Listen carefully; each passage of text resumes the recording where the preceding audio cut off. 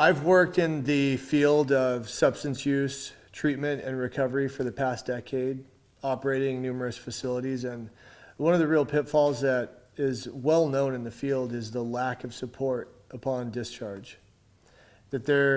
People can have an amazing experience while they are there, being supported and being guided and being encouraged to engage in the process. But once they leave, you're basically on your own. Hello, my name's Cainan Oliver, co-founder of Remote Sober Support Network. One of the principles that I live by is to always be growing and striving for needs of improvement in our lives and pushing past the comfort zone where we find growth and exploration of being a better version of ourselves. Let me tell you a little bit about my story. I'm 39 years old, been in recovery over 10 years. Sobriety date is March 3rd, 2013. Before that, didn't really have purpose, direction, meaning, fulfillment, didn't have any of that in my life. And I didn't really know I could, to be honest with you. I'd kind of consigned to the belief that there was this unfulfilling existence that was ahead of me.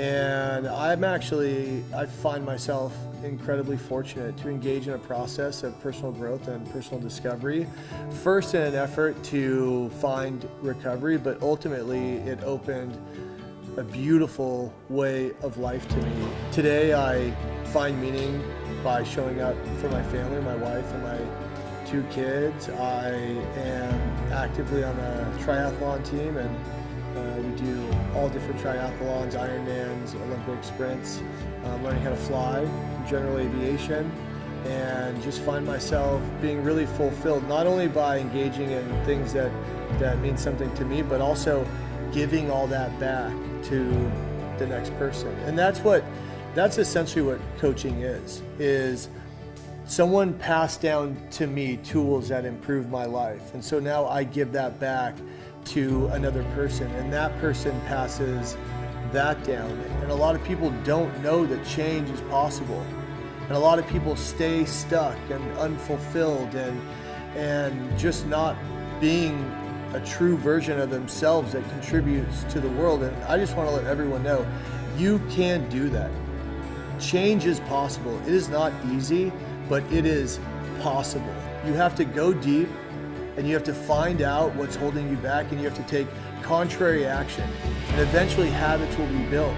And then slowly but surely you'll get motivation through the process that you're having and the progress that you make, and the universe will conspire to see you be successful so long as you're living your life with spiritual principles. It goes back to the simplest principles that have ever existed, which is, are you being honest?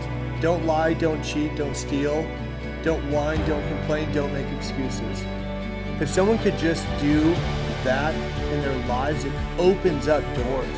Just by that simple action. It's simple, but it is not easy. And I challenge anyone watching this to be aware of that, because the first part about changing it is being aware and being open and taking ownership of the things about our lives that need to change, which is a humbling process. Some of the things I tell people that I'm coaching now is really, if you break it down in the simplest way, there's 2 versions to go through life. One is a passive bystander, where you're not even engaging in your own life, or an active participant, where you are fully engaged in the process and you're showing up and you have conviction behind what you are doing. It is through that process we find meaning.